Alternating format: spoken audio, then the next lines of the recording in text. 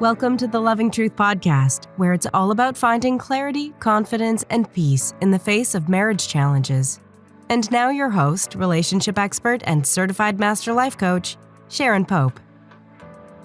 Hello, loves. This is Sharon Pope, and this is The Loving Truth. I think it's time that we start having a different kind of conversation inside of our marriages. Now, I want to begin with the way that men and women communicate very differently and for very different reasons, okay? Because until we understand this, if you are in a heterosexual relationship, you're always going to struggle with communication.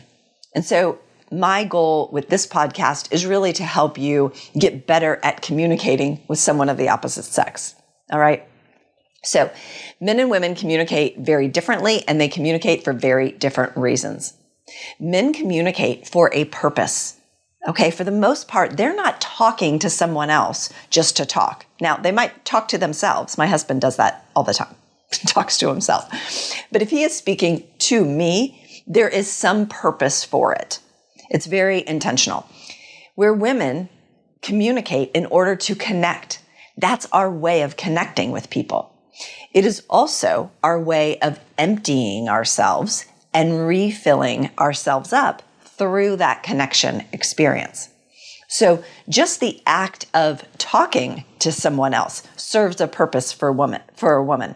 Where for men, there's a very conscious intent of like, I'm sharing this experience with you, or I have a question or a problem that needs solved, something like that.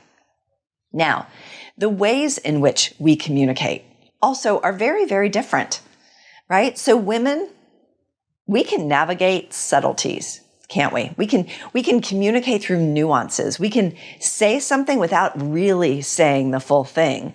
And when we're speaking to another woman, for the most part, our girlfriends get it, don't they? They understand what we're saying without even having to really say the full thing. Where men are very different in that regard, but we'll get to that. Now, women, when you are with your girlfriends, don't you also sort of finish each other's sentences? Don't you sort of chime in? Like if they're talking about an experience they had, and you had the same experience last week, don't you sort of jump in and you're like, yeah, me too. I had that same thing happen to me. And then you sort of go back and forth. Yeah, that's not how men communicate. There's sort of like, it's a little bit more structured where it's like one person has the floor and then another person has the floor. There's not that rapid fire back and forth that usually happens. And the reason for all of this is because women have more synapses going between the left and right hemispheres of their brain, which means that we can go from here's a problem and I need to come up with a solution, and I'm going to think through by talking about all the different variables that need to be considered about this problem in order to come up with a solution. So we can go from problem to solution, factoring in 10 different perspectives and coming to a solution just by talking it through. Now, let's contrast that with the male experience. All right. So men speak for a very specific purpose. We talked about that. They also speak very directly. And what I mean by that is that they say what they mean. So if he says, I'm going to be late because I have work to do, he literally is going to be late because he has work to do. It's not because he doesn't want to spend time with you. Okay? So they're very direct and they say what they mean. Now, when a woman is doing that sort of rapid fire back and forth, and they're like, yeah, me too. I had that same experience. Sometimes that can be perceived by men as interrupting. And when someone interrupts us, how does that feel? It kind of feels disrespectful. It kind of feels like they're more interested in hearing themselves talk than hearing what I have to say, right? It doesn't feel good when someone interrupts us. And so sometimes for men, when a woman is doing that, they look at it as interrupting. When really, for women, it's not that we're trying to be rude. That's just us being engaged in the conversation. So it's one of those areas where we don't really see eye to eye, and we can get frustrated with each other because we don't understand each other. Also, where women can go from problem to solution by talking it through, many times men can't do that. They need to sort of step away and think about all right, here's this problem. Here's these 10 different factors that I need to consider. And now I need to come up with a solution. So their path to solution isn't always talking it through. Many times it's, let me step back and just think about it for a little bit. They need to process it differently. The reason for that is because men have what's called singular focus, which means they're going to go really deep on one topic. They're going to think about one topic at a time. Where women, the great multitaskers that we are, or at least that we think we are, we can be processing 10, 20 different things at once, right? We can be thinking about what's for dinner. We can be thinking about, I got to make sure that Johnny gets his homework done by 8 p.m. so that he can get to bed at a reasonable hour because he's got a big test. And I'm thinking about this budget report that's due for my job tomorrow, right? Like we can be thinking about several different things at once, where men are typically very focused on one thing at a time. One is not better. I know, ladies, we think multitasking is better. But if you think about it like this, that we're not really present for any one thought, any one problem, any one circumstance, because we spread ourselves very thin across multiple circumstances, where men can be very present for one thing at a time. So in that way, I would argue that maybe the men's way is better. But then many of us can argue that women's way is better. Look, we can have whatever opinion we want. It doesn't change the brain chemistry. It doesn't change the number of synapses going between the left and right hemispheres of our respective brains. So we can not like it, we can judge it, but it's not going to change. So we might as well embrace it, understand it, so that we can improve the communication that's taking place inside the relationship. Now, after knowing all that, you can see why men and women many times have problems communicating with one another. And so you're probably thinking, okay, great, Sharon, what do we do about it? Okay, so here are 4 things that you can do about this. Now that you have this information, you can do something differently so that you can have a different kind of conversation inside your marriage. The first is, and this is specific to women, ladies, we can be more direct. We can be more specific. Men are not going to get the subtle nuances. Like that's not going to happen. But can we learn to be more direct? Can we learn to call a thing a thing? Yes, we can. Because any woman who's ever been in business understands how to communicate directly. Because if you're going to be in business relationship with men, you have to learn how to communicate directly. You can't do all these little subtleties and nuances and get your point across. Now, being direct doesn't mean you have to be a bitch. Those 2 things are not synonymous with one another. You can be direct and you can be bitchy. Oftentimes, bitchy is like passive aggressiveness when you're not being direct, when you're afraid to say the real thing. So understand that we can be more direct and we can be more specific. Let me give you an example inside your relationship. So many times women will come to me and say, well, I've told him. He knows that I'm not happy in this marriage. But what did you tell him?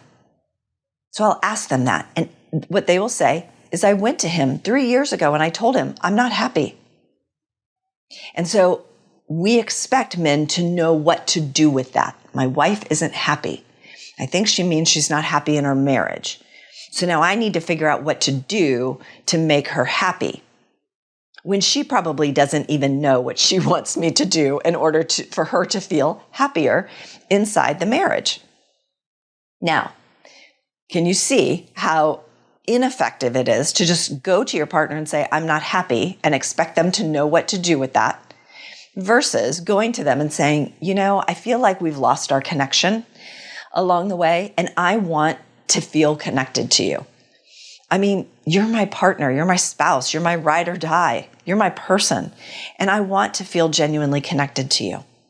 I think one of the ways that we could do that is, once a week, you and I spend, call it 30 minutes or 60 minutes alone together without the kids. Maybe we're just sitting out on the back patio or we close the door to our bedroom so that we can talk about the week ahead, but not just the logistics. We can talk about what's going on for each of us in our lives, in our work, in our families, what we're most excited about, what we're most concerned about, where we might need support for the week ahead, so that you and I can really connect as a couple and not just about the logistics and the weather like we do sort of today? Are you down with that? Can you see how that might be more effective to creating change and getting results than just, I'm not happy? Okay. So we can be more direct. We can be more specific, and it will serve us really well when we can do that. Direct conversations changes everything.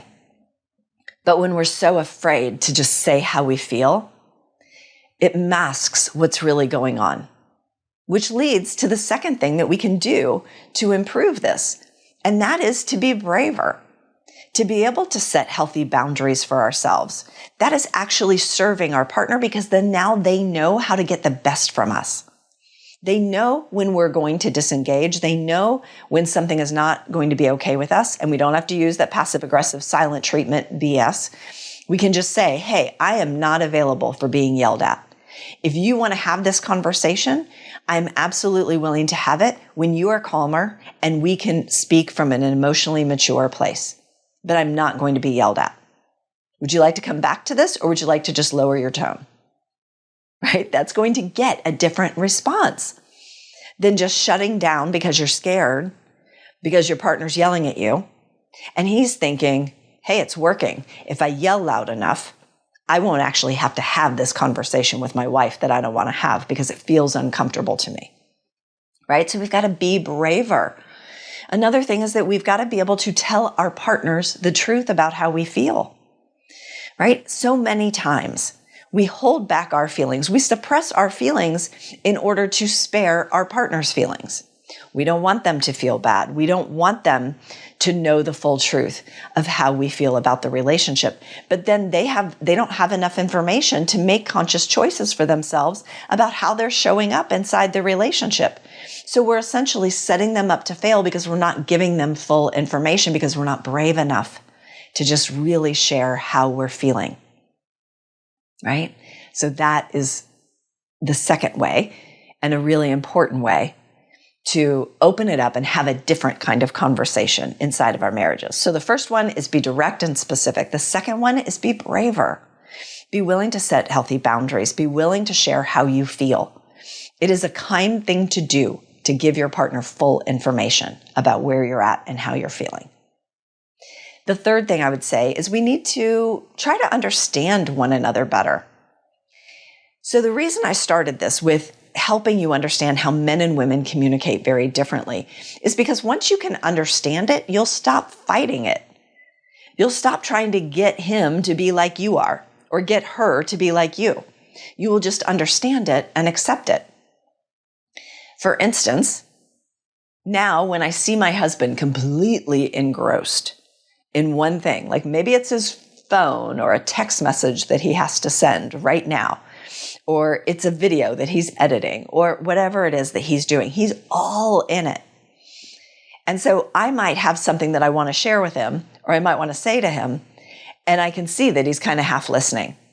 That's when I can just go, oh, there it is. That's that singular focus. Let me wait till he's done. And he doesn't even notice that I'm doing this. Sometimes I'll say it out loud. Sometimes I'll just say it in my mind. Oh, there's that singular focus. I get it. Now I don't have to create an argument. I don't have to make it feel like, oh, he doesn't care about what I'm sharing. He only cares about himself. Like I don't have to make up all these stories in my mind. I can just go, oh, look at that. He needs to step away and process this in order to come to a conclusion. That's cool. So when we can understand how each other processes information and how each other communicates and why we do it that way, things get a lot easier, and we don't create arguments or upsets over things that we can't change anyway. The last thing that every single person on the planet can do better is listen better. Look, listening better is not rocket science.